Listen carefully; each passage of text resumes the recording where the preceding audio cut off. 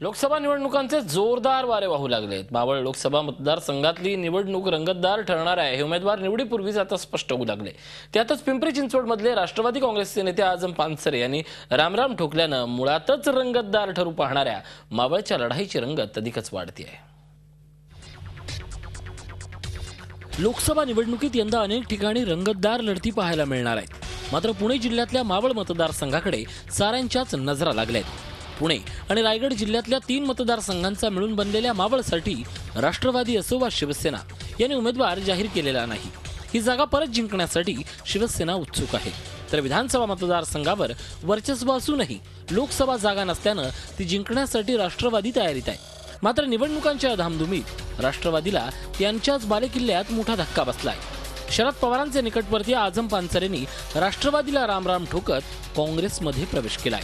यावेळी त्यांनी राष्ट्रवादीचे मावळमधले संभाव्य उमेदवार लक्ष्मण जगताप यांच्यावर टीका केली आहे। जे चुकीचं काम करतात त्यांना शिक्षा होईल, परंतु त्याच्या अगदी उलट घडत चाललेले जे पक्षाच्या विरोधात जातात त्यांनाच पक्षामध्ये मानाचं स्थान दिले जाते, म्हणून मी राष्ट्रवादीचा राजीनामा दिला। दुसरीकडे शिवसेनेतही मावळसाठी विद्यमान खासदार गजानन बाबर आणि श्रीकांत बारणे यांच्यात जोरदार रस्सीखेच आहे। मात्र बारणे यांचा पत्ता कट झाल्याची चर्चा आहे, त्यामुळेच बाबर यांनीही लक्ष्मण जगताप यांना घेरण्याचा प्रयत्न केलाय।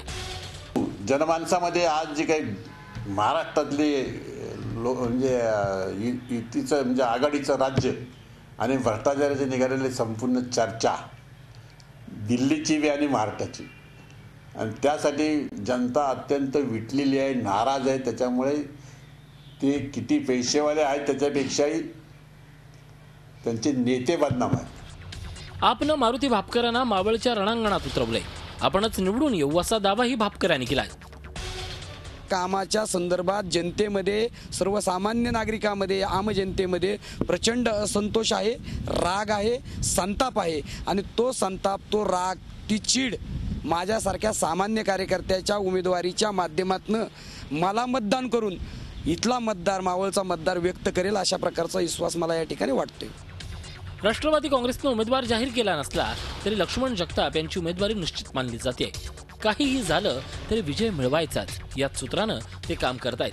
मात्र आझम पानसरेंची बंडखोरी, आम आदमी पक्षाचा उमेदवार आणि शिवसेनेचं कडवं आव्हान, यामुळे ही लढत कमालीची रंगतदार आणि उत्कंठावर्धक झालीय। Kailaspuri, Zee media, Pimpri Chinchwad. Zee 24 तास रहा एक पाऊल पुढे।